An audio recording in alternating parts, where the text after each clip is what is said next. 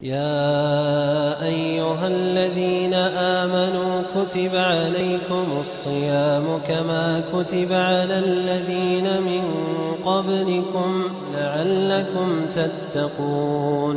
يا أيها الذين آمنوا كتب عليكم الصيام كما كتب على الذين من قبلكم لعلكم تتقون. شهر رمضان الذي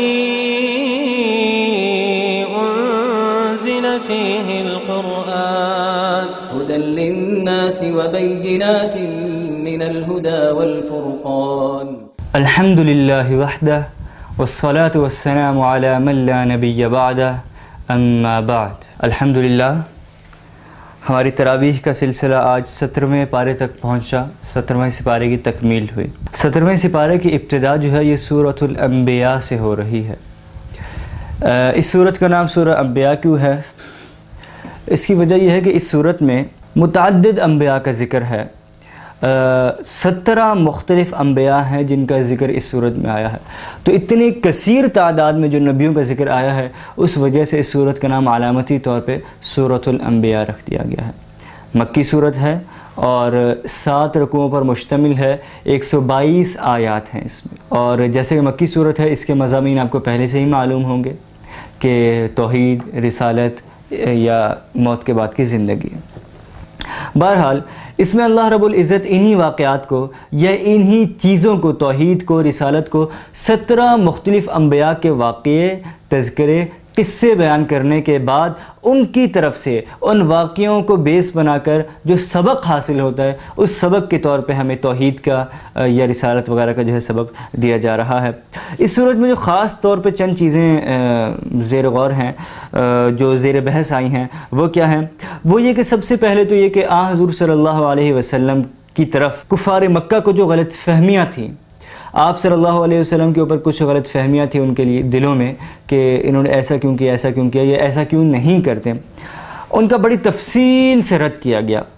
انہیں غلط فہمیاں چھوڑیے، بدگمانیاں کہا جائے تو زیادہ مناسب ہوگا، تو ان کا بڑی تفصیل سے رد کیا گیا. اس کے علاوہ یہ کہ قرآن کریم پر جو اعتراضات کیے جاتے تھے ان کا جواب دیا گیا.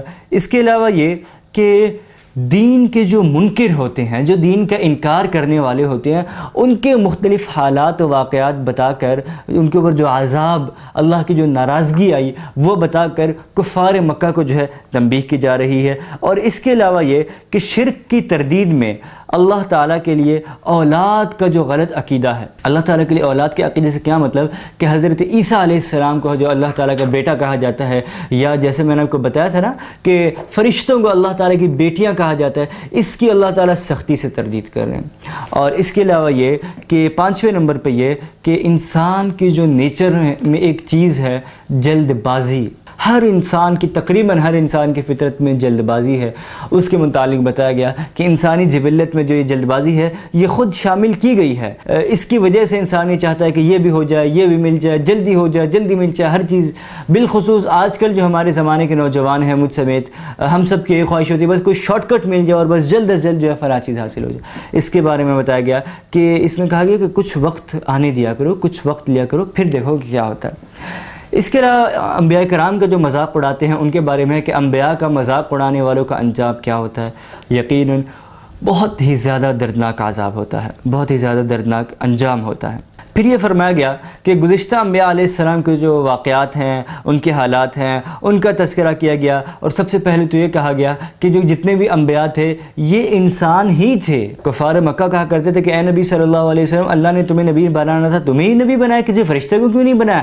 تو ان تمام گزشتہ انبیاء کا کہا جا رہا ہے کہ وہ تمہارا جد امجد جو ابراہیم تھا، تم خود کہتے وہ انسان تھا لیکن وہ نبی تھا. تو جتنے بھی انبیاء گزرے ہیں اور بھی بہت سارے انبیاء کا یہاں پہ مثال دی گئی کہ وہ تمام انبیاء جو ہیں وہ فرشتے نہیں تھے بلکہ انسان تھے. اور پھر یہ اس کے علاوہ یہ کہا گیا کہ آپ صلی اللہ علیہ وسلم نے قیامت سے متعلق فرمایا کہ میں اس امت کے لیے، میں اس قیامت تک آنے والی نسل انسانی کے لیے رحمت بنا کر بھیجا گیا ہوں. اور پھر آپ صلی اللہ علیہ وسلم نے کہا کہ اب کامیابی کا جو دار و مدار ہے وہ میری تعلیمات پر ہے، جو شخص میری تعلیمات پر عمل کرے گا وہی کامیاب و کامران ہوگا. اس کے علاوہ یہ کہ آپ صلی اللہ علیہ وسلم نے، اور اس صورت میں بھی انسان کو خواب غفلت سے جگانے کی کوشش کی گئی ہے کہ قیامت بہت قریب ہے. ایک روایت میں آتا ہے آپ صلی اللہ علیہ وسلم نے ارشاد فرمایا کہ میں ایسے دور میں مبعوث کیا گیا ہوں، اس طرح اپنی انگلیاں دو، آپ صلی اللہ علیہ وسلم نے کی اس طرح 2 انگلیاں، کہ قیامت کا اور اس دور کا جو بیچ کا وقت ہے وہ اتنا کم ہے جس طرح ان 2 انگلیوں کے درمیان فاصلہ کم ہوتا ہے نا، بالکل قریب قریب ہوتی ہے، تو فرمایا اس طرح قیامت بھی ہم سے اتنی قریب ہے، تو ہمیں اس کی تیاری کرنی چاہیے۔ لیکن آج بدقسمتی یہ ہے کہ ہم لوگ اس چیز کو بالکل بھول بیٹھے ہیں۔ اس کے علاوہ یہ کہ بعض کافروں کا یہ عقیدہ تھا کہ ٹھیک ہے ہم مانتے خدا ہے، لیکن آسمان کا خدا کوئی اور ہے اور زمین کا خدا کوئی اور ہے۔ وہ یہ کہا کرتے تھے کہ جو آسمان والا خدا ہے، جتنے بھی آسمانی امور ہے، یہ سورج، چاند، ستارے، بادل، بارشیں، یہ دن رات کا نظام، یہ سب اس کے ذمہ ہے، اور جو زمین کا خدا ہے، یہ تمام پانی کا نظام، فصلوں کا نظام، یہ جو نباتات اگتے ہیں ان کا نظام، انسانوں کا نظام، یہ تمام چیزیں جو ہے وہ زمینی دیوتا کے پاس ہیں۔ تو اللہ تعالیٰ آیت نمبر 22 میں ارشاد فرما رہے ہیں اسی صورت میں کہ اگر آسمان اور زمین میں اللہ کے سوا کوئی دوسرا الہ ہوتا تو دونوں یہ جو آسمان اور زمین ہے درہم برہم ہو جاتے۔ تو اس کی وجہ کیا ہے؟ اس کی وجہ یہی ہے کہ آپ دیکھیے کوئی بھی سسٹم ہو، اگر اس کو چلانے والا، اس کا جو ایڈمنسٹریٹر ہے وہ ایک سے زیادہ ہو تو لازمی ایک نہ ایک پوائنٹ ایسا آتا ہے جس میں کلیش ہوتا ہے آپس میں، اور وہ نظام جو ہے وہ خراب ہو جاتا ہے۔ ایک چاہتا ہے کہ یہ چیز اس طرح ہو، دوسرا چاہتا ہے کہ نہیں یہ چیز اس طرح ہو، دونوں میں جتنی بے شک کوارڈینیشن ہو جائے، جتنی بھی انڈرسٹینڈنگ ہو، لیکن ایک پوائنٹ آتا ہے کہ ایک کہتا ہے نہیں یہ چیز میرے مطابق اس طرح زیادہ بہتر ہے، دوسرا کہتا ہے میرے عقل کے مطابق، میری سوچ کے مطابق اس طرح زیادہ بہتر ہے۔ اب ان دونوں میں کلیش ہو گیا اور وہ نظام جو ہے وہ خراب ہو گیا۔ تو اسی طرح اللہ رب العزت فرما رہے ہیں کہ اگر کائنات کے ایک سے زیادہ خدا ہوتے اور ہر خدا جو ہے وہ مستقل خدائی کا حامل ہوتا، اس کے بعد اتھارٹی ہوتی، پاور ہوتی، وہ اپنی پاور لڑاتا، دوسرا خدا اپنی پاور لڑاتا، نتیجے میں کیا ہوتا؟ زمین کا نظام درہم برہم ہو جاتا۔ تو اس لیے اللہ رب العزت فرما رہے ہیں کہ اس بھول سے نکل جاؤ کہ زمین پر جو ہے ایک سے زیادہ کوئی خدا ہے۔ پھر اس کی دلیل میں مختلف چیزیں بھی اللہ رب العزت نے ارشاد فرمائی، اس کی تشریح بھی فرمائی، وہ یہ کہ زمین اور آسمان کے لیے الگ الگ خدا ہیں۔ جو لوگ یہ عقیدہ رکھتے ہیں تو ان لوگوں کو یہ کہا جا رہا ہے کہ وہ ذرا مشاہدہ تو کریں، ذرا غور و فکر تو کریں، اپنی ذرا آس پاس دیکھیں تو معلوم ہوگا کہ جو زمین اور آسمان کا پورا نظام ہے یہ ایک سسٹم میں جکڑا ہوا ہے، ایک سسٹم کے اندر آیا ہوا ہے، یہ پوری ایک چین ہے جو اس طرح چل رہی ہے۔ اور یہ ظاہری بات ہے جب پورا ایک سسٹم ہے، ایک سسٹم کو چلانے والا بھی ایک ہی ہوتا ہے، کیونکہ میں نے آپ کو بتایا اگر ایک سے زیادہ ہوگا تو وہ سسٹم ہی خراب ہو جائے گا۔ لیکن ہم دیکھ رہے ہیں کہ صدیوں سے سسٹم چلا رہا ہے، بالکل صحیح چلا رہا ہے۔ کبھی آپ نے دیکھا کہ سورج اپنے وقت سے لیٹ نکلا ہو، چاند اپنے وقت سے لیٹ نکلا ہو، یا سورج جو ہے آدھی رات کو سورج نکل آیا جلدی نکل آیا، اس طرح کبھی بھی نہیں ہوتا، وہ اپنے وقت کے مطابق نکلتا ہے۔ تو یہ تمام سسٹم جو ٹھیک چل رہا ہے، اس کا مطلب ہے کہ ایک ہی خدا ہے جو اپنی مرضی کے تحت، اپنی قدرت کے تحت اس کو چلا رہا ہے، کسی دوسرے کا اس میں عمل دخل نہیں ہے، کسی دوسرے کے انٹرفیرنس اس میں نہیں ہے۔ اس کے علاوہ یہ کہ اسی طرح اللہ رب العزت کہتے ہیں کہ اگر تم زمین کے نظام کو دیکھو تو یہ بھی تو آسمان کے نظام سے ہی چل رہا ہے نا، آسمان سے بارشیں ہوتی ہیں، آسمان سے پانی برستا ہے، آسمان سے سورج کی شعاعیں آتی ہیں، آسمان سے جو رات کو چاند جو ہوتا ہے اس کی جو لہریں نکلتی ہیں یا اس کی جو روشنی آتی ہے اس سے پھلوں کے اندر مٹھاس آتی ہے، سورج کی یہ جو کرنیں ہیں ان کی وجہ سے بہت چیزیں ہوتی ہیں، تو اس سب کا تعلق تو زمین کے ساتھ ہے۔ یہ دونوں الگ الگ نہیں ہیں، یہ آپس میں جڑے ہوئے ہیں۔ آسمان سے بارشیں نہ ہو زمین میں پانی کیسے آئے گا؟ برف باری نہ ہو تو چشمے کیسے بنے گے پہاڑوں پہ؟ یہ تمام نظام ایک دوسرے کے ساتھ جڑا ہوا ہے، ملا ہوا ہے۔ تو اس سے معلوم ہوتا ہے کہ تمام نظام جب ایک ہے اس کو چلانے والا بھی ایک ہے۔ اس کے بعد آگے آیت نمبر 30 سے اللہ تعالیٰ اپنی قدرت کے اور خالقیت کے 6 جو ہے دلائل بیان فرما رہے ہیں، اور یہ 6 میں کہتا ہوں ایسے زبردست دلائل ہیں کہ ہم میں سے ہر کسی کو فنگر پوائنٹ پہ، فنگر ٹپس پہ یاد ہونے چاہیے، کیونکہ یہ ہمارے ایمان کی اور اس چیز کی علامت ہے، اور اس چیز کا ہمیں معلوم ہونا چاہیے۔ کل کو ہماری کسی سے بات ہوتی ہے، ڈیبیٹ ہوتی ہے، ہمیں یہ تمام چیزیں پتہ ہونی چاہیے۔ سب سے پہلے نمبر پہ تو یہ کہ اللہ تعالیٰ فرماتے ہیں کہ جن لوگوں نے کفر اپنا لیا کیا ان کو نہیں معلوم کہ آسمان اور یہ جو زمین اور سورج ستارے یہ سب پہلے بند تھے، ہم نے ان کو کھول دیا۔ اکثر مفسرین کہتے ہیں کہ اس کا ایک مطلب تو یہ بھی ہے کہ آسمان سے پہلے بارش وغیرہ نہیں ہوتی تھی، زمین سے فصل نہیں پیدا ہوتی تھی، اللہ رب العزت نے حکم دیا آسمان کے جو دہانے دہان ہے وہ کھل گیا، بارش ہونا شروع ہوئی، زمین نے جو ہے اپنا سینہ اگلنا شروع کر دیا اور فصلیں وغیرہ جو ہیں یہ پیدا ہونا شروع ہوئی۔ اس کے علاوہ دوسری دلیل یہ کہ اللہ تعالیٰ فرماتے ہیں کہ اور پانی سے ہر جاندار چیز پیدا کی گئی، یہ ترجمہ ہے آیت نمبر 30 کا کہ ہر جاندار چیز پانی سے پیدا کی گئی۔ آج ہم اگر سائنٹیفکلی اس چیز کو دیکھیں تو سائنس واقعی اس چیز کو مان چکی ہے کہ یہ جتنے بھی جاندار چیزیں ہیں نا، جتنے بھی لیونگ تھنگز ہیں، جتنے بھی اس قسم کے کریچرز ہیں، یہ تمام ان کی پیدائش میں پانی کا ضرور عمل دخل ہے، پانی ضرور ان کی پیدائش میں، اور کہیں نہ کہیں ان کے سٹرکچر میں، ان کا جو مالیکولر سٹرکچر ہے اس میں یا کسی بھی لحاظ سے ان کے سٹرکچر میں پانی ضرور شامل ہے، جتنی بھی جاندار چیزیں۔ آج یہ میڈیکل سائنس آگے کہتی ہے، اور قرآن کریم نے اس زمانے میں اس صورت کی آیت نمبر 30 میں یہ بات کہہ دی تھی۔ تو اس سے قرآن کریم کی حقانیت، قرآن کریم کی سچائی اور قرآن کریم کے واضح حق ہونے کا دلیل ہمیں معلوم ہوتی ہے۔ اس کے علاوہ تیسرے نمبر پر اللہ تعالیٰ فرماتے ہیں کہ ہم نے زمین میں جمے ہوئے پہاڑ پیدا کیے تاکہ وہ ہل نہ سکے۔ یہ آیت نمبر 31 کا ترجمہ ہے۔ روایت مانتا ہے کہ شروع میں اللہ رب العزت نے جب زمین بنائی تو آج بھی اگر ہم دیکھیں تو زمین کا جو 70% سے بھی زیادہ ایریا ہے وہ پانی ہے نا، تو اس کے اوپر کہیں کہیں اللہ رب العزت نے زمین یا خشکی جو ہے اس کو بچھا دیا۔ تو روایت میں آتا ہے شروع میں جب اس خشکی کو پانی کے اوپر بچھایا گیا تو یہ بالکل اس طرح ڈول رہی ہوتی تھی، اور جو ہے پانی کے اندر جس طرح کشتی جو ہے لہرا رہی ہوتی ہے، ادھر کبھی ادھر کبھی ادھر، جس کو کوئی سنبھالنے والا نہیں ہوتا، اس طرح تھی۔ پھر اللہ رب العزت نے اس کے اوپر مضبوط پہاڑ گاڑ دیے، جس کی وجہ سے یہ بہت واضح مضبوط ہو گئی اور اپنی جگہ پہ جم گئی۔ اور لیکن آج بھی سائنس یہ بات کہتی ہے کہ جتنے بھی بر اعظم ہیں، یہ جو بھی بر اعظم ہے، ظاہری بات یہ ہے تو پانی کے اوپر ہی، جتنا بڑا بے شک یہ رقبہ ہے لیکن ہے تو پانی کے اوپر ہی، تو وہ کہتے ہیں آہستہ آہستہ آہستہ آج بھی یہ اپنی جگہ سے سرک رہے ہیں۔ اس کی وجہ کیا ہے کہ ہم پہاڑوں پہ بلاسٹنگ ہو رہی ہے، کیش وغیرہ بنانے کے لیے پہاڑ جو ختم کیے جا رہے ہیں، سالوں سے کام چل رہا ہے، پہاڑ جو ہے وہ کم ہوتے جا رہے ہیں آہستہ آہستہ آہستہ آہستہ۔ تو اس وجہ سے اب یہ جتنے بھی بر اعظم ہیں یہ اپنی جگہ سے ہلکے ہلکے سرک رہے ہیں، اور انسانی آنکھ ان کو نہیں دیکھ سکتی، لیکن سائنس جو ہے وہ آج اس چیز کو مان گئی ہے، اور ان کے پاس انسٹرومنٹس ہیں، آلات ہیں جن سے انہوں نے اس چیز کو دیکھ لیا۔ تو دیکھیے قرآن کی یہ بھی حقانیت ہے کہ اتنا پہلے اس چیز کو بتایا۔ تیسرے نمبر پہ فرمایا کہ ہم نے چوڑے چوڑے رستے بنائے تاکہ وہ منزل تک پہنچ سکیں، یعنی زمین میں ہم نے صرف یہ نہیں کہ بس یا تو پانی تھا یا پہاڑ تھا، بلکہ میدانی جگہیں بھی بنائی، رستے بھی بنائے، تم لوگوں کی گزرگاہیں بھی بنائی تاکہ اس سے بھی تم فائدہ حاصل کرو۔ 5ویں نمبر پہ فرمایا کہ ہم نے آسمان کو محفوظ چھت بنا دیا، یعنی ایسی چھت ہے نہ جس کے گرنے کا خوف ہے، نہ کسی اور چیز کا خدشہ ہے، بس ہمیشہ سے ہمارے اوپر ہے، اور اتنے عرصے سے اس کے اندر ایک شگاف تو کیا دراڑ بھی نہیں پڑی ہے۔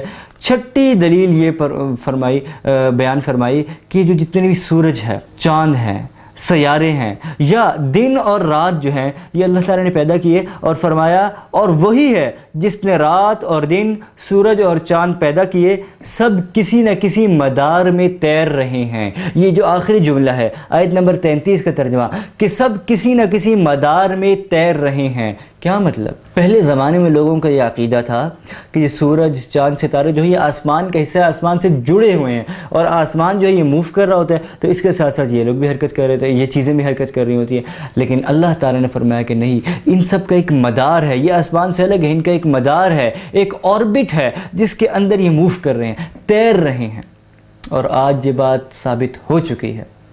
اس چیز کو میں اور آپ ایک چھوٹا سا ابتدائی جو سائنس کی آپ بک اٹھا کے دیکھ لیں 5ویں 6ٹھی کلاس کی، اس میں بھی یہ چیز واضح موجود ہوتی ہے۔ تو یہ قرآن کی حقانیت ہے، یہ تمام دلائل قرآن کریم کے ہیں، اور کس شخص کی زبان سے اس زمانے میں کہے جا رہے ہیں جس کے پاس کوئی ٹیکنالوجی نہیں ہے، جو کہ امی ہے۔ تو کیا معلوم ہوا وہ شخص اگر یہ سب باتیں کر رہے ہیں تو یہ سب حق ہیں، یہ سب سچ ہیں، اور یہ سب اس کو کوئی ایسی ذات بتا رہی ہے جس نے واقعی یہ سب چیزیں بنائی ہیں، کیونکہ اس کے علاوہ تو کسی کو اس کا علم نہیں ہے۔ اس زمانے میں اتنی ٹیکنالوجی تو تھی ہی نہیں، تو کون بتا رہا ہے؟ وہی ذات بتا رہی ہے جس نے سب کو کریٹ کیا، جس نے سب کو بنایا، وہ پھر وہی کے علم کے ذریعے نبی آخر الزمان صلی اللہ تعالیٰ علیہ وآلہ وسلم کو یہ تمام چیزیں بتا رہی ہے۔ لیکن جن کی آنکھوں پہ پٹی ہو، تعصب کی پٹی ہو، ان کے سامنے جتنے بھی ان حقائق کو بیان کر دیا جائے وہ نہیں مانتے۔ اسی لیے کہا جاتا ہے کہ تبلیغ کرنی ہو، سمجھانا بھی ہو تو دیکھ کے کرو، جو اگلا سمجھنا بھی چاہتا ہو اس کو جا کے سمجھاؤ۔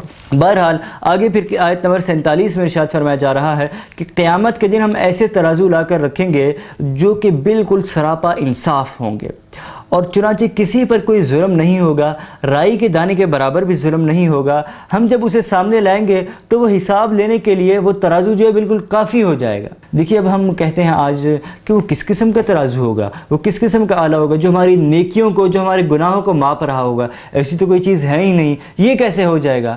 تو دیکھیے آج ہم انسانوں نے ہر چیز کو ماپنے کے لیے مختلف آلے، مختلف انسٹرومنٹس بنا لیے ہیں۔ ہم نے گرمی کو ماپنے کے لیے، درجہ حرارت جو ہے اس کو چیک کرنے کے لیے ہم نے آلہ بنا لیا ہے نا۔ ہم نے ہوا کو چیک کرنے کے لیے، ہوا کی رفتار کو چیک کرنے کے لیے آج آلے بنا لیے ہیں۔ ہم نے فاصلوں کی پیمائش کے آلے بنا لیے ہیں۔ ہم نے زمین کی گہرائی کو جاننے کے لیے آلے بنا لیے ہیں، مختلف پیمانے بنا لیے ہیں۔ اور ہم نے سمندر کی جو وسعتیں ہیں، سمندر کے اوپر رہ کے، سمندر کے اوپر والی تہہ پہ رہ کے اندر ویوز چھوڑی جاتی ہیں، اور وہ جب ٹکرا کے واپس آتی ہے اس کے کیلکولیشن کے بعد ہمیں اندازہ ہو جاتا ہے۔ تو آج انسان نے ہر قسم کے آلے بنا لیے ہیں، ہر قسم کی چیز کی پیمائش کا، گرمی سردی کی، ایسی چیزیں جو نظر نہیں آتی ہے، ایسی چیزیں جو ہمیں محسوس بنی ہوتی ہے، لیکن آج ہم ان کو کاؤنٹ کر سکتے ہیں۔ تو اسی طرح جب ہم انسان یہ چیز بنا سکتے ہیں، اللہ رب العزت ایسا کوئی آلہ نہیں بنا سکتے جس سے نیکی اور بدی اللہ تعالیٰ تولیں گے۔ یقیناً اللہ تعالیٰ نے ایسا ترازو بنا کے رکھا ہوا ہوگا، اور فرمایا کہ اس دن پھر اسی سے جو ہے نیکیاں اور برائیاں تولی جائیں گی، اور اس کے مطابق جو ہے ہر کسی کا نام اعمال اس کو دیا جائے گا۔ جو نیک ہوگا، جس کا نیکوں والا پلڑا نیچے ہو جائے گا، اس کو دائیں ہاتھ میں دیا جائے گا، اور دائیں ہاتھ والے جو ہوں گے یہ وہ ہوں گے جن کے چہرے چمک رہے ہوں گے خوشی سے، اور یہ کامیابی سے جنت میں جائیں گے۔ اور اللہ نہ کرے جن کا بائیں طرف والا پلڑا جو ہے وہ نیچے جھک گیا، یہ وہی لوگ ہوں گے جو خسارے میں ہوں گے، ان کے چہروں پہ ضلالت ہوگی، ان کے چہروں پہ پشیمانی ہوگی، اور یہ لوگ جو ہے جہنم کی طرف دھکیل دیے جائیں گے۔ اس کے بعد آگے مختلف انبیاء کا ذکر ہے۔ حضرت موسیٰ علیہ السلام، حضرت ہارون علیہ السلام، حضرت اسحاق علیہ السلام، حضرت یعقوب علیہ السلام، حضرت نوح علیہ السلام، حضرت داؤد علیہ السلام، حضرت لوط علیہ السلام، حضرت سلیمان علیہ السلام، حضرت ادریس علیہ السلام۔ اس طرح بہت سارے 17 انبیاء کا اس میں تذکرہ ہے، اور ان سب کے تذکرے کا مقصد کیا ہے کہ ان تمام انبیاء کی وہی دعوت تھی کہ ایک اللہ کی طرف آ جاؤ اور شرک کو چھوڑ دو، اور یہ تمام نیک کام جو ہے ان کی دعوت دیا کرتے تھے۔ تو بہرحال ان تمام واقعات کو ذکر کرنے کے بعد کفار مکہ کو اور قیامت تک آنے والے انسانوں کو بھی اسی چیز کی تلقین کی گئی، اسی چیز کی دعوت دی گئی۔ اسی کے ساتھ یہ سورت ختم ہوئی۔ اس کے بعد سورۃ الحج شروع ہوئی۔ یہ سورہ حج جو ہے یہ مدنی سورت ہے، اور یہ جو ہے آپ صلی اللہ، یہ اس سورت کی بڑی عجیب حالات ہیں کہ اس سورت کا بعض حصہ جو ہے یہ مکہ مکرمہ میں نازل ہوا، اور بعض حصہ جو ہے مدینہ منورہ میں نازل ہوا، لیکن کیونکہ زیادہ حصہ اور جس میں اہم احکامات ہیں وہ مدینہ منورہ میں نازل ہوا، اس لیے اس کو مدنی سورتوں کی کیٹیگری میں رکھا گیا ہے۔ اور اس میں بہرحال اس میں زیادہ احکامات ہیں، کیونکہ اور مدنی صورتوں میں احکامات ہوتے ہیں، حج کا حکم ہے، جہاد کا حکم ہے، مختلف عقیدوں کا حکم ہے، ہجرت کا حکم ہے، قربانی کا حکم ہے، اس طرح کی مختلف چیزیں ہیں، لہذا اس کو مدنی صورتوں میں رکھا گیا ہے۔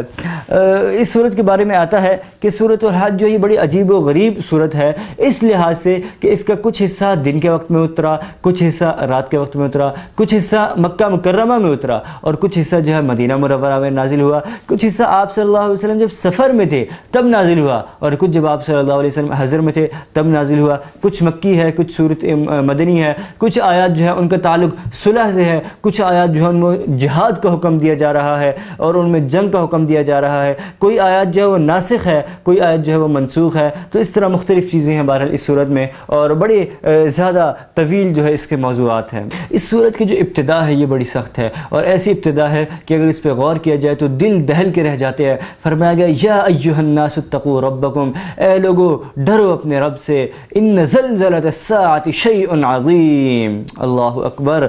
فرمایا گیا کہ دل دہل جائیں گے قیامت کے دن۔ کیوں دل دہل جائیں گے؟ اس لیے کہ قیامت کا جو بھونچال ہوگا، وہ زلزلہ ہوگا وہ بڑا ہی شدید ہوگا۔ ان زلزلۃ الساعۃ، ساعت کہتے ہیں قیامت کو، وہ جو قیامت کا زلزلہ، وہ جو بھونچال ہوگا، شیء عظیم، وہ بہت بڑی چیز ہوگی۔ اور پھر آگے فرمایا جا رہا ہے کہ یقین جانو جس دن تمہیں وہ نظر آ جائے گا، اس دن ہر دودھ پلانے والی اپنے دودھ پلاتے بچے کو چھوڑ دے گی۔ جس دن وہ تمہیں نظر آ جائے گا تمہیں جس نے دودھ پلایا تھا تم اس کو بھول جاؤ گے، حمل والی اپنا حمل گرا دیں گی اور تمہیں کچھ بھی نہیں نظر آئے گا، نشے میں بدحواس ہوگے، بدہوش ہوگے اور کچھ بھی کسی کو سمجھ نہیں آ رہا ہوگا، کیا کریں، ہر طرف افراتفری کا عالم ہوگا، نفسا نفسی کا عالم ہوگا۔ اور فرمایا گیا کہ تم لوگ نشے میں ہوگے، یوں معلوم ہو رہا ہوگا کہ تمہیں کسی چیز کا ہوش ہی نہیں، حالانکہ تم لوگ نشے میں نہیں ہوگے، یہ تو بلکہ بڑی ہیبت ہوگی، اس ہیبت کی وجہ سے تمہارے اوپر ایک عجیب لرزہ طاری ہوا ہوگا۔ روایات میں آتا ہے قیامت کے دن کی ہولناکی اتنی سخت ہوگی، صرف ایک چیز کا آپ کے سامنے تذکرہ کرتا چلوں کہ زمین کتنی تپ رہی ہوگی، زمین اتنی زیادہ اس دن تپ رہی ہوگی کہ اس پہ کھڑا نہیں ہوا جا رہا ہوگا۔ ٹھیک ہے جی، زمین پہ کھڑا نہیں ہوا جا رہا ہوگا۔ اب جو مائیں ہوں گی جن کے اپنے دودھ پیتے بچے ہوں گے، جن کو دودھ پلاتی ہیں، آپ سب جانتے ہیں کہ ماں کو اپنے بچے سے کتنا زیادہ پیار ہوتا ہے، تو فرمایا کہ وہ مائیں اپنے شیر خوار بچوں کو نیچے پھینک دیں گے، ان کے اوپر چڑھ کے کھڑی ہو جائیں گی کہ ہم زمین سے ٹچ نہ ہو، ہمارے پاؤں جلے نہ۔ وہ اپنے بچوں کے اوپر کھڑی ہو جائیں گی، بچے نیچے تڑپ رہے ہوں گے، زمین لوگ ان کو کوئی پرواہ نہیں ہو، کہیں گے بس میں بچ جاؤں۔ اس طرح کا عجیب و غریب قسم کا اتنا سخت ترین دن ہوگا، اللہ رب العزت ہم سب کو بچائے۔ لیکن اس دن کچھ ایسے بھی لوگ ہوں گے جو اللہ کے عرش کے سائے میں ہوں گے، جنہوں نے جن کے اوپر فرشتوں نے سایہ کیا ہوا ہوگا، جن کو کھلایا پلایا جا رہا ہوگا، جو مزے سے ہوں گے، نعمتوں میں ہوں گے۔ وہ سب کون لوگ ہوں گے؟ ہمیں اچھی طرح معلوم ہے، جو کہ نیک کام کرتے ہیں، یہ حفاظ ہوں گے، شہداء ہوں گے، نبی ہوں گے، صدیقین ہوں گے۔ تو اللہ تعالی ہم سب کو بھی ان نیک لوگوں میں شامل فرمائے، ہم سب کو بھی حفاظ میں شامل فرمائے۔ بہرحال اس کے بعد انسان کی پیدائش کا فرمایا کہ انسان کی پیدائش کے مختلف مرحلے ہیں۔ پہلا مرحلہ تو یہ کہ مٹی ہے، یعنی ہمارا جو باپ تھے حضرت آدم علیہ السلام، ان کو اللہ تعالیٰ نے مٹی سے پیدا کیا۔ دوسرا واسطہ جو ہے وہ پھر نطفے کا ہے، کہ ہر انسان جو ہے نطفے سے پیدا ہوتا ہے۔ یہ نطفہ جو ہے یہ خون سے بنتا ہے، خون جو ہے یہ خوراک سے بنتا ہے، اور خوراک جو ہے غذا جو ہے یہ بھی مٹی سے ہی نکلتی ہے۔ تو اس سے بھی معلوم ہو گیا کہ انسان مٹی سے بنا ہوا ہے۔ تیسرے مرحلے میں خون کا لوتھڑا بنتا ہے۔ چوتھے مرحلے میں وہی لوتھڑا جو وہ پھر بوٹی، اس پہ گوشت آتا ہے، وہ پھر گوشت میں تبدیل ہوتا ہے، اس کی کچھ بناوٹ ہوتی ہے، پھر کوئی اس کی ساخت بھی ہوتی ہے۔ پانچویں مرحلے میں پھر بچہ پیدا ہوتا ہے، پیدائش کا جو مرحلہ ہے، یعنی پہلے وہ مکمل بچہ بن گیا، گوشت وغیرہ ساخت بن گئی، ہڈیاں وغیرہ، اب پھر اس کی پیدائش ہوتی ہے۔ چھٹے مرحلے میں جو ہے انسان جوان ہو جاتا ہے، قوت آ جاتی ہے، طاقت آ جاتی ہے، عقل آ جاتی ہے۔ ساتویں مرحلے میں انسان بوڑھا ہو جاتا ہے، یا تو جوانی میں انتقال کر جاتا ہے یا پھر بوڑھا ہو جاتا ہے، اور اس پر دوبارہ بچپنے کا گمان ہو جاتا ہے۔ اور یہ چیزیں آپ صلی اللہ علیہ وسلم کی حدیث شریف کا مفہوم بھی ہیں۔ بخاری شریف کی ایک حدیث کا مفہوم بھی کچھ اسی طرح سے ہے کہ آپ صلی اللہ علیہ وسلم نے بڑی تفصیل سے اس چیز کو فرمایا کہ انسان کا جو مادہ ہے وہ 40 روز تک رحم میں رہتا ہے، اس کے بعد 40 روز کے بعد پھر وہ علقہ بنتا ہے۔ علقہ کسے کہتے ہیں؟ جمع ہوا خون۔ پھر مزید 40 دن گزرنے کے بعد وہ مضغہ یعنی گوشت، یعنی جو بوٹی وغیرہ ہے وہ بننا شروع ہوتا ہے۔ پھر اس کے بعد اللہ تعالیٰ کی طرف سے ایک فرشتہ بھیجا جاتا ہے جو اس کے اندر روح پھونکتا ہے، اور پھر اس وقت جب اس کی روح پھونکی جاتی ہے، جب وہ وجود میں آ جاتا ہے، اس وقت اس کی زندگی کے متعلق چند چیزیں بھی لکھ دی جاتی ہیں، فرشتے لکھتے ہیں۔ سب سے پہلے نمبر پہ تو یہ کہ اس کی عمر کتنی ہوگی، ابھی ماں کے پیٹ میں عمر پہلے طے ہو جاتی ہے کہ اس کی عمر کتنی ہوگی۔ دوسرے نمبر پہ رزق کے بارے میں لکھ دیا جاتا ہے، اس کو کتنا رزق ملنا ہے، کہاں پر ملنا ہے، کیسے ملنا ہے۔ غور تو کریں، ہمارا رزق لکھا ہوا ہے، ایک ایک چیز لکھی ہوئی ہے، پھر بھی ہم ہر وقت اس حوالے سے فکر مند ہوتے ہیں۔ اور تیسرے نمبر پہ فرمایا کہ یہ بھی لکھ دیا جاتا ہے کہ وہ کیا کیا عمل کرے گا، اچھے عمل کرے گا، برے عمل کرے گا۔ اور چوتھے نمبر پہ یہ کہ لکھ دیا جاتا ہے تو اس کا خاتمہ کیسے ہوگا، اچھا خاتمہ ہوگا یا برا خاتمہ ہوگا۔ اسی لیے کہتے ہیں کہ جب بھی اولاد کے لیے دعا مانگو تو ایک تو یہ کہ نیک صالح اولاد کے لیے دعا مانگو، اور دوسرے نمبر پہ یہ کہ اس کے خاتمے کے لیے بھی اچھی دعا مانگو، کیونکہ جب اولاد کی دعا مانگ رہے ہو نا، اولاد کے ساتھ یہ سب چیزیں بھی طے ہونی ہیں، تو اس لیے ان سب چیزوں کی بھی ساتھ ہی دعا مانگو۔ اولاد کی دعا قبول ہوگی، ان سب چیزوں کو آپ نے مانگا نہیں، یہ اللہ نہ کرے کچھ غلط ہوگی پھر، تو اس لیے تمام چیزوں کے لیے اللہ رب العزت سے مانگنا چاہیے، اور کسی سے نہیں، اللہ رب العزت سے مانگنا چاہیے۔ بہرحال اس کے بعد آپ صلی اللہ علیہ وسلم کی ایک اور حدیث شریف بھی ہے مسند ابن احمد کی، کہ جس میں آپ صلی اللہ علیہ وسلم فرماتے ہیں کہ جب تک بچہ بالغ نہیں ہو جاتا تب تک اس کے جو اعمال ہیں وہ نہیں لکھے جاتے، اس کے ماں باپ کے کھاتے میں جاتے ہیں۔ جب وہ بالغ ہو جاتا ہے، اب اس کا اپنا رجسٹر کھل گیا، اب اس کا اپنا کھاتا کھل گیا، اس کا اپنا اکاؤنٹ کھل گیا، اور اس میں جو ہے تمام چیزیں اس کی لکھتی جاتی ہیں، اور 2 فرشتے ہوتے ہیں جو جن کو حکم دیا جاتا ہے کہ اس کے ساتھ رہنا ہے، اور وہ اس کی حفاظت کرتے رہتے ہیں اور اس کو مختلف بیماریوں سے بچاتے رہتے ہیں۔ پھر فرمایا جب وہ حالت اسلام میں 40 سال کی عمر کو کراس کر جاتا ہے تو اللہ تعالیٰ اس کو 3 قسم کی بیماریوں سے نجات عطا کر دیتے ہیں۔ مسلمان جب 40 سال کی عمر سے اوپر ہو جاتا ہے 3 بیماریوں سے اللہ تعالیٰ اس کو شفا عطا فرما دیتے ہیں۔ نمبر 1 فرمایا گیا جنون، اور نمبر 2 فرمایا گیا برس، یہ جس میں داغ سے پڑ جاتے ہیں، اور نمبر 3 جو ہے جزام۔ اور اس کے بعد فرمایا جب وہ 50 سال کی عمر کو کراس کرتا ہے، ہاف سینچری کمپلیٹ ہو گئی، 50 اس نے کراس کر لیا، اب کیا ہوگا؟ اب یہ ہوگا کہ اللہ تعالیٰ اس کا حساب ہلکا کر دیتے ہیں، اس کا حساب کتاب ہلکا کر دیتے ہیں۔ کیسے؟ آگے چل کے بتا دوں۔ پھر جب 60 سال کا پہنچتا ہے تو اللہ تعالیٰ اس کو اپنی طرف رجوع کرنے کی توفیق دیتے ہیں۔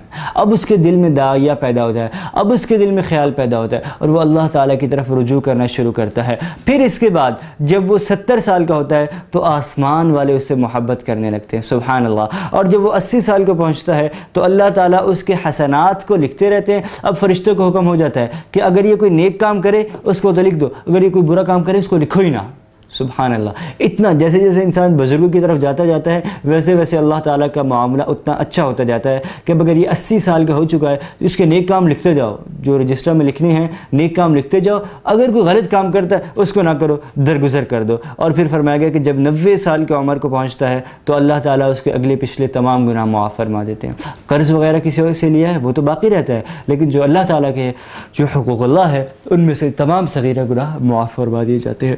بہرحال اس کے بعد آگے حضرت صلی اللہ علیہ وسلم جب مدینہ منورہ تشریف لائے تو اس کے بعد کچھ واقعات پیش آئے تھے کہ کچھ لوگ اسلام لالچ میں لے آتے تھے کہ ہم اسلام لے آتے ہیں، اس سے ہمیں دنیاوی طور پہ فائدہ ہوگا، دنیاوی طور پہ منفعت ہوگی، کہ اسلام کو فتوحات ہوتی ہیں، مال غنیمت ہمیں مل جائے گا، یا ویسے ہی کسی بھی قسم کا فائدہ ہوگا۔ تو اس چیز کے بارے میں بھی کہا جا رہا ہے کہ جو شخص اسلام دنیاوی فائدے کے لیے لاتا ہے، اول تو یہ کہ نفع دینا نہ دینا اللہ رب العزت کی ذات میں، اللہ رب العزت کے ہاتھ میں۔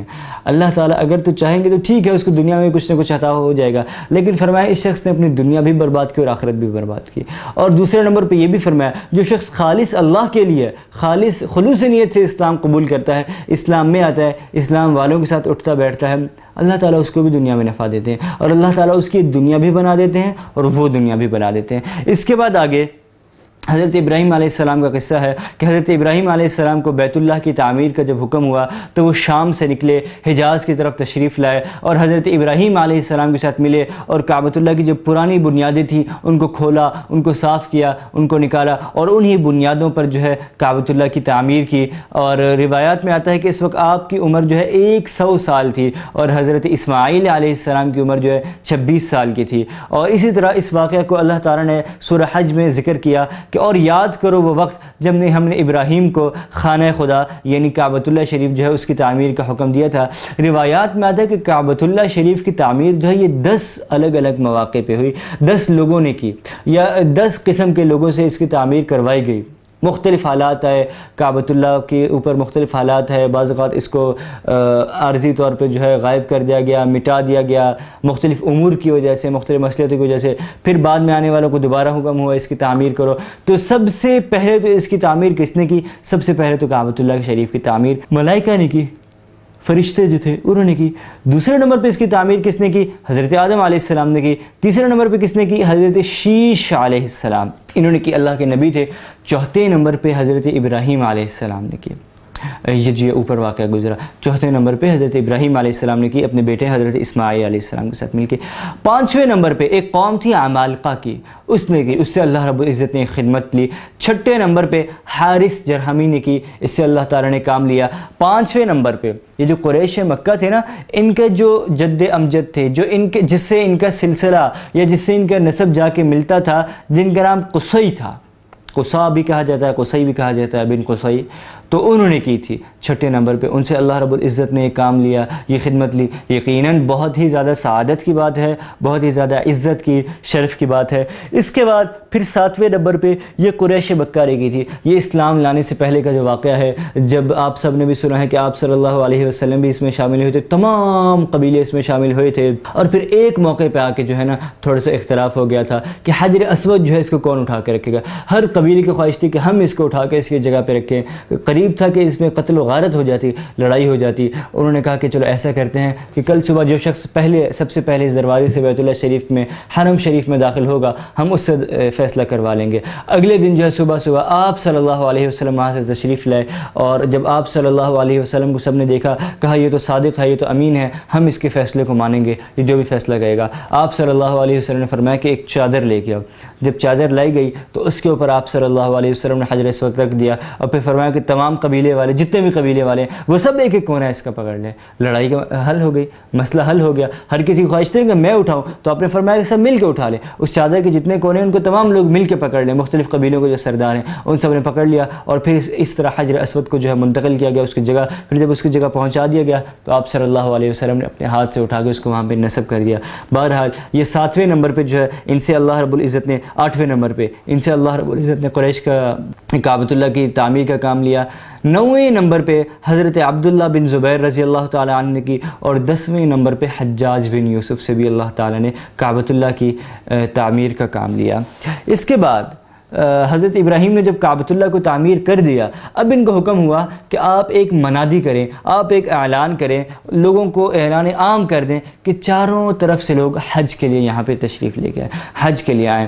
اور فرمایا کہ دور دراز کے ملکوں سے جو لوگ آئیں گے وہ تلبیہ کہتے ہیں، لبیک اللہم لبیک لبیک لا شریک لک لبیک ان الحمد والنعمت لک والملک لا شریک لک، یہ کہتے ہوئے آئیں، لبیک پڑھتے ہوئے آئیں۔ تو اس کا جب آپ کو حکم ہوا، اور ساتھ یہ بھی کہا گیا کہ وہ جو دور دراز کے رستوں سے آئیں وہ پیدل آئیں، وہ دور دراز کے راستوں سے سفر کرنے والی اونٹنیوں پہ آئیں، اس حال میں آئیں کہ اونٹنیاں چلنے کی وجہ سے دبلی ہو گئی ہوں، لیکن وہ آئیں۔ چنانچہ اس حکم کے بعد حضرت ابراہیم علیہ السلام جو ہے وہ ایک پہاڑ پر کھڑے ہو گئے، اور انہوں نے بلند آواز سے پکارا کہ اے لوگو، تم پر اللہ نے حج فرض کر دیا ہے، آؤ اس فرض کو ادا کرو، حج کو ادا کرو۔